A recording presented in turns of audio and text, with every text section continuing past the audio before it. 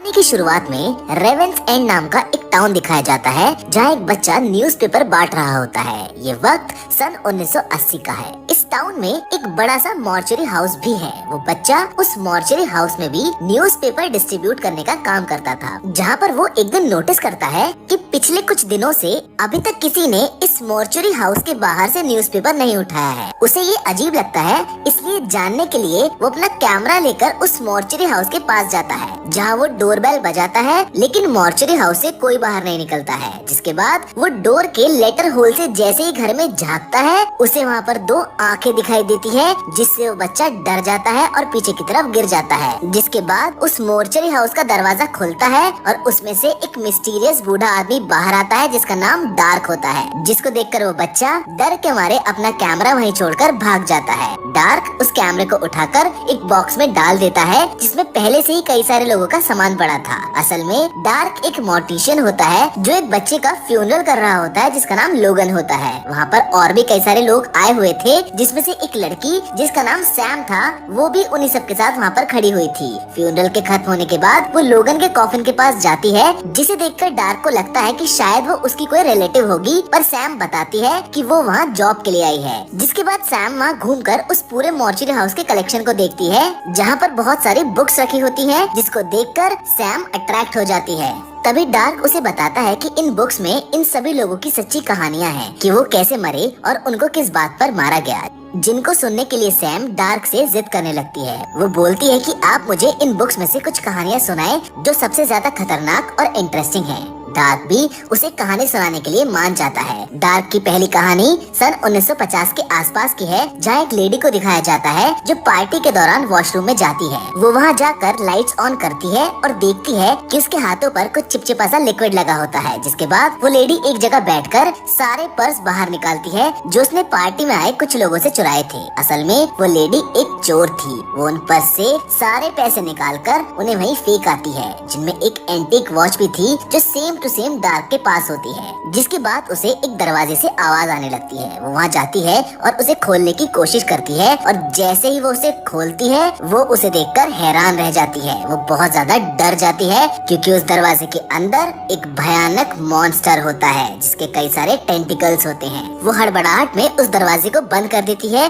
और वहाँ से भागने की कोशिश करती है, जिसमें वो कामयाब भी हो जाती है, पर उसके हाथों से वही एंटीक वॉच नीचे गिर जाती है, जिससे बहुत तेज आवाज होती है और वो दरवाजा दोबारा खुल जाता है। उसमें से वही भयानक मॉन्स्टर बाहर निकलता है और उसे अपने साथ उसी दरवाजे के अंदर खींचकर ले जाता है। वो वहाँ की लाइट्स भी ऑफ कर देता है, जिसके साथ पहली कहानी यहाँ पर खत्म हो जाती है। पहली कहानी सुनने के बाद सैम कहती है कि ये कहानी उसे ज्यादा इंटरेस्टिंग नहीं लगी, उसे इससे भी ज्यादा खतरनाक और हॉरर कहानी सुननी थी। जिसके बाद डार्क उसे कुछ और बातें करता है और उसे जॉब अग्रीमेंट पर साइन करा लेता है। उसके बाद वो उसे पूरे मॉर्चरी का हाउस टूर कराता है और अपनी अगली कहानी सुनाता है, जो सन 1960 के आसपास की थी, जो पिछली कहानी से ठीक 10 साल बाद की कहानी होती है। जिसमें जेक नाम के लड़के को दिखाया जाता है, जो कॉलेज में गर्ल्स को प्रोटेक्शन बांट रहा होता है पार्टी के लिए, और कहता है कि वो किसी के साथ भी इंटीमेट हो सकती है। और फिर उन्हीं में से जेक एक सैंड्रा नाम की लड़की को भी प्रोटेक्शन देता है। उसके बाद वो पार्टी में मिलते हैं, जहाँ उनके बीच में काफी अच्छी दोस्ती हो जाती है, और फिर वो दोनों इंटीमेट होने लगते हैं, जहाँ जेक सैंड्रा से झूठ बोलता है कि उसने प्रोटेक्शन यूज किया है। जिसके बाद हमें नेक्स्ट डे का सीन दिखाया जाता है, जहाँ पर सैंड्रा मिरर पर लिपस्टिक से अपना नंबर लिखकर वहाँ से चली जाती है। सैंड्रा के वहाँ से जाने के बाद जेक नोटिस करता है कि उसकी पूरी बॉडी पर रैशेज हो चुके हैं। वो डॉक्टर के पास जाता है,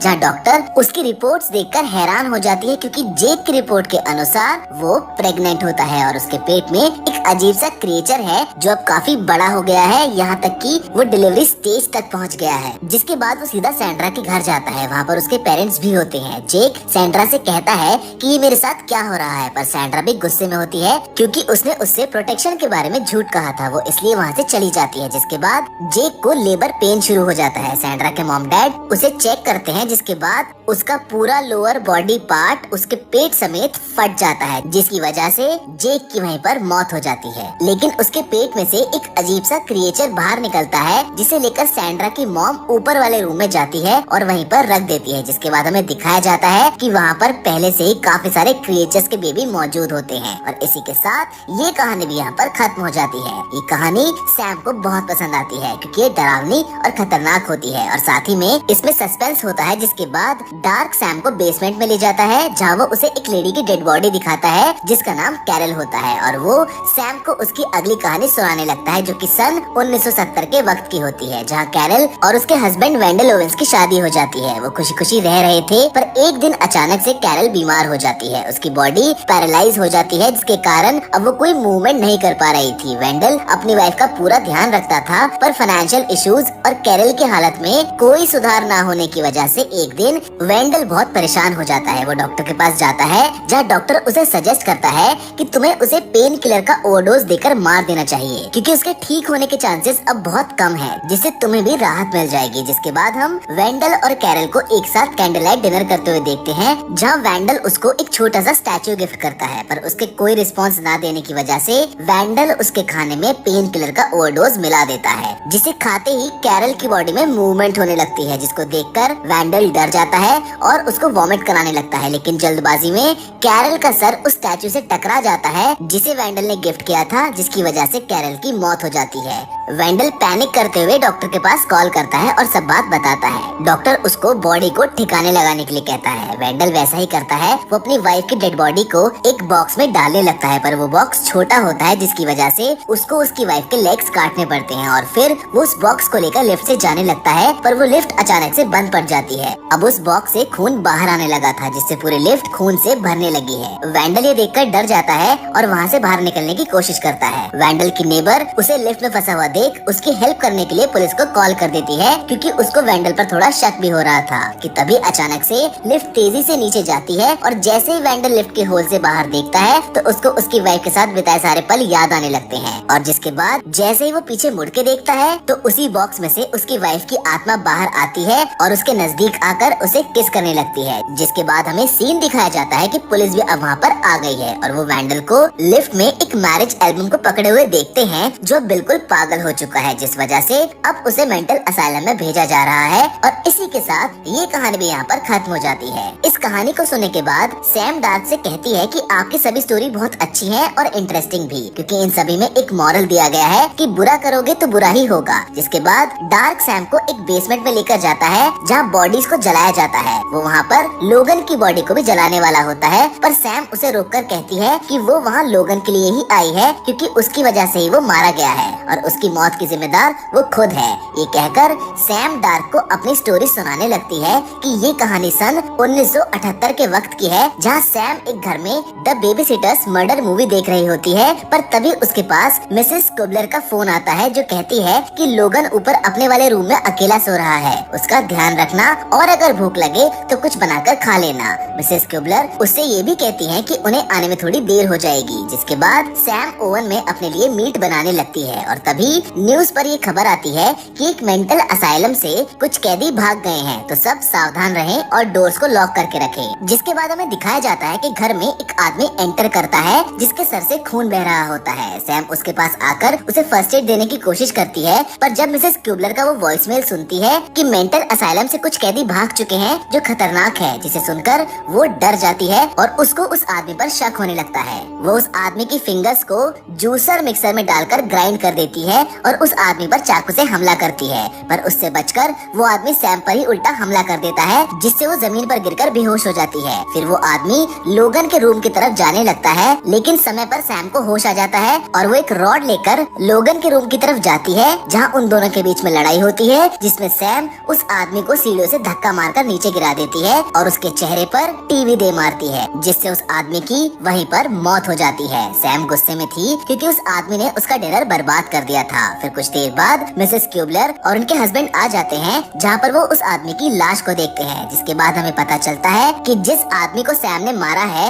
वो आदमी ही लोगन का बेबी सिटर था और सैम एक साइको लेडी है जो उसी मेंटल असाइलम से भागी है जिस बारे में न्यूज फ्लैश हो रही थी। सैम को उस असाइलम में टूथ फेरी के नाम से भी लोग जानते थे क्योंकि वो एक ऐसी किलर है जो बच्चों को मारकर उनका मीट खाती है और उनके दांत अपने पास रख लेती है। जिसके बाद हमें दिखाया जाता है कि मिसेस क्यूबलर और उनके हस्बैंड अपने बेटे लोगन को ढूंढने की कोशिश करते हैं, पर वो उन्हें कहीं नहीं मिलता है। लोगन को ढूंढते हुए उन्हें एक अजीब सी महक आती है, तो वो ओवन को खोलकर देखते हैं, जहां उन्हें उनके बेटे लोगन की लाश मिलती है। जिसके बाद हमें दिखाया जाता है जो मीट सैम अपने लिए शुरुआत में बना रही थी, दरअसल में वो लोगन था। और इसी के साथ ये कहानी यहाँ पर खत्म हो जाती है। जिसके बाद डार्क सैम से पूछता है कि फिर तुम उसको मारने के बाद सीधा यहाँ क्यों आई हो? तो वो बताती है कि जिस तरह तुम्हें बुक्स कलेक्शन का शौक है, ठीक उसी तरह मुझे भी बच्चों को मारने के बाद उनके दांत को कलेक्ट करने का शौक है। और वो लोगन का दांत लेने आई है। वो लोगन का दांत लेती है और उसकी बॉडी को आग में डालकर जला देती है। फिर वो डार्क को चाकू से मारकर वहाँ से जाने लगती है। लेकिन तभी उसे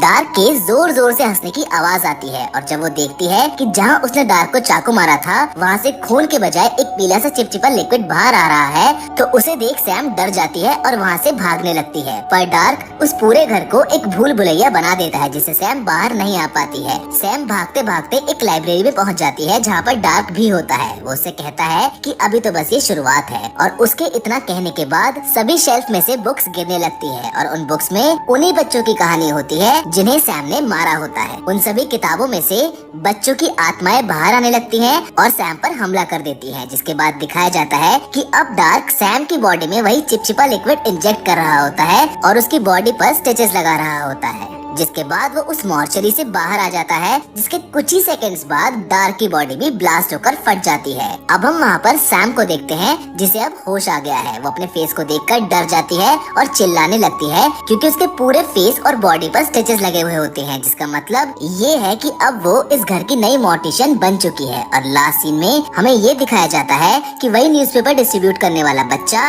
सैम के सामने बैठा है, जो शायद अपना कैमरा लेने वहाँ पर वापस आया है, जिसे सैम कहानी सुना रही है। और इसी के साथ ये फिल्म यहाँ पर खत्म हो जाती है। उम्मीद करते हैं कि आपको ये कहानी पसंद आई होगी। फिलहाल तो आज के हमारे वीडियो में बस इतना ही, लेकिन हम फिर से जरूर मिलेंगे एक और नई इंटरेस्टिंग कहानी के साथ। पर तब तक के लिए धन्यवाद।